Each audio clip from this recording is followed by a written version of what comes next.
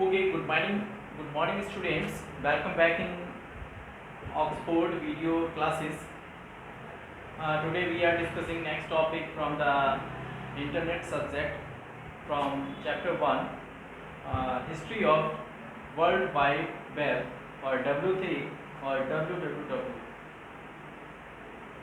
We commonly called it by three names that we are just telling you.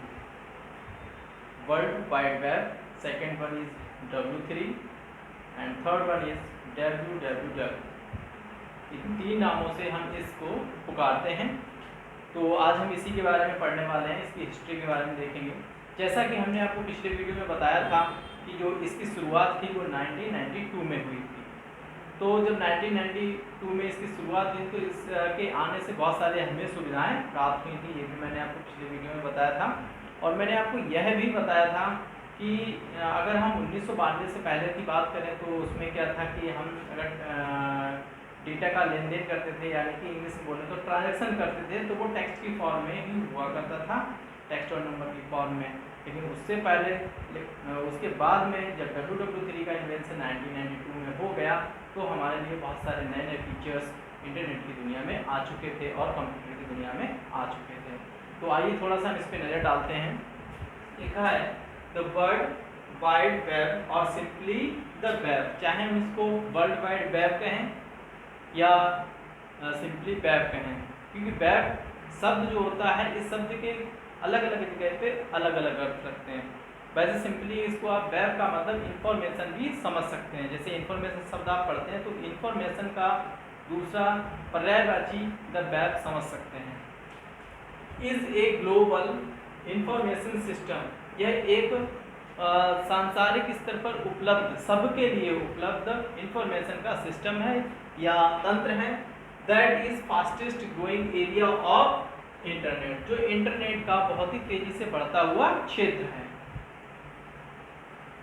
आगे, in other words the world wide web is a series of servers. World wide web क्या है? एक series of server है, यानी कि इसमें बहुत सारे सर्वर होते हैं या कह सकते हैं सर्वर का एक समूह होता है।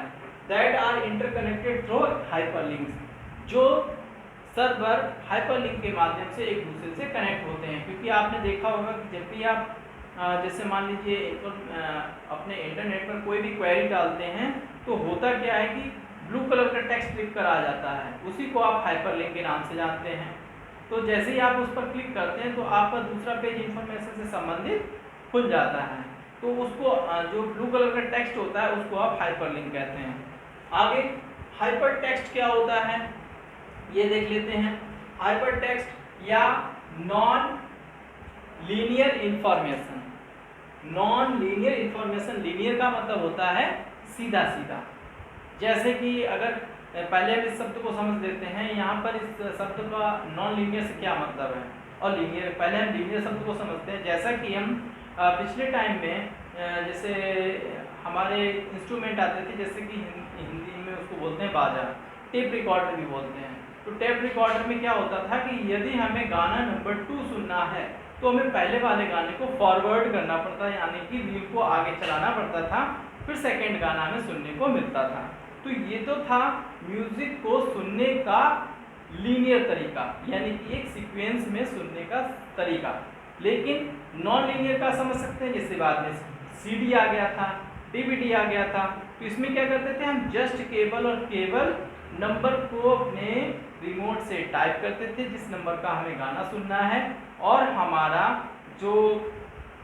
जो भी गाना प्लेयर का जो भी इंस्ट्रूमेंट होता था उसमें लेंस में जो लगा होता था वो जस्ट उसी पर सेट हो जाता था और गाना हमारा मन चाहा बजने लगता था। तो डीवीडी में ये सुविधा है। तो ठीक इसी तथ्य को हम इसमें कैसे शूट करते हैं आइए देखते हैं। जैसे जब अगर बुक की बात करें तो बुक में आप अगर सेकेंड नंबर पेज की इंफॉर्मेशन पाना चाहते हैं तो आप क्या करें कि अगर सीरीज पे में पाना चाहते हैं तो आपको पहले फर्स्ट पेज रीड करना पड़ेगा, फिर सेकेंड, फिर थर्ड एंड सो ऑन। इसी तरीके से आपको कंटिन्यू करना पड़ेगा, तब आप लास्ट वाले पेज की इंफॉर्मेशन तक पहुंच पाएंगे। बट अगर नॉन लीनियर या हाइपर टेक्स्ट की बात करें तो इंटरनेट की दुनिया में क्या है, हमें ये सुविधा नॉन लीनियर वे में दी जाती है, और जिसको अभी मैंने डीवीडी के एग्जाम्पल के तहत बताया भी था। तो यहाँ पर क्या है कि इंफॉर्मेशन को हम अपनी सुविधा के अनुसार सर्च आउट कर सकते हैं, इसीलिए इसमें क्या मिलता है हमें, सर्च इंजन, जो क्या करता है, हमें इंफॉर्मेशन को किसी भी टॉपिक और कहीं से भी लिंक रखती हो इंफॉर्मेशन से कोई मतलब नहीं होता, सिर्फ हम सर्च इंजन में उस इंफॉर्मेशन को फिल करते हैं, हिट करते हैं एंटर, और हमारे सामने वो इंफॉर्मेशन आ जाती है। तो यहाँ पर इंफॉर्मेशन को ढूंढने का जो तरीका है वो कैसा है, नॉन लीनियर है, क्योंकि जो इंफॉर्मेशन की नॉवेल्स या भंडार जो सर्वर पर यानी कि बड़े बड़े कंप्यूटर्स पर पड़े हुए हैं, उन पे इंफॉर्मेशन जो सर्च होके आती है वो नॉन लीनियर वे में ही आती है। आगे देख लेते हैं हाइपर टेक्स्ट इंफॉर्मेशन सिस्टम। इसको हाइपर टेक्स्ट इंफॉर्मेशन सिस्टम भी कहते हैं। Is a way to get information through non linear. तो नॉन लीनियर में समझा चुका हूँ, नॉन लीनियर क्या होता है, अपनी सुविधा के हिसाब से सिस्टम से क्वेरी करो और अपनी इंफॉर्मेशन प्राप्त करो, ना कि पहले एक पेज की इंफॉर्मेशन आएगी फिर दूसरे की आएगी फिर तीसरे की, ऐसा नहीं है, क्योंकि यहाँ पर ये सुविधा मिलती है हमें। आगे मल्टीमीडिया क्या होता है, ये भी इसका ही पार्ट है, आपकी बुक में दिया हुआ है, जो कि इसी के अंतर्गत आता है, इसलिए मैं इसको बता रहा हूँ। मल्टीमीडिया क्या होता है, multimedia is a technology that integrated of text, image, video, animation in digital form in computer. जैसा कि भी मैंने बताया था कि W3 से पहले सिर्फ डेटा यानी कि टेक्स्ट में ही डेटा का ट्रांजैक्शन होता था, बट जब ये आ गया तो हमें क्या सुविधा मिली कि हम मल्टीमीडिया यानी कि एक साथ कई सारे मीडिया का संयोजन करते हैं, हो गया, जिससे क्या, जिसको हमने एक नाम दिया मल्टीमीडिया।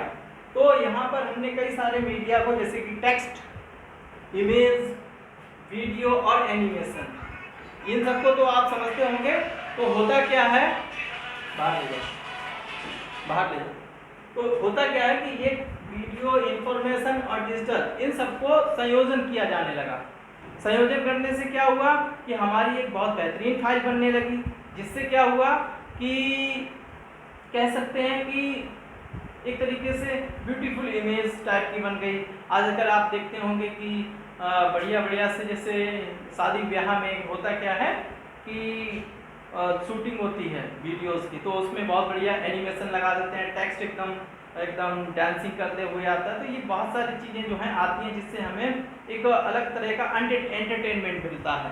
तो ये W3 के आने से ही संभव हुआ, और जिसे हमने बाद में मल्टीमीडिया के नाम से जाना। उसके बाद में हाइपरलिंक क्या होता है, hyperlink are 3 types. Hyperlink 3 types होते हैं, जैसा कि मैंने अभी पीछे अपने शब्दों में बोला भी कि हाइपरलिंक क्या होता है, ब्लू कलर का टेक्स्ट जो कि स्क्रीन पे हमें दिखाई देता है, जिस पर हिट करने से हमें अलग तरह की इंफॉर्मेशन का पेज पर हम लिंक हो जाते हैं, पहुंच जाते हैं। तो ये 3 प्रकार के होते हैं।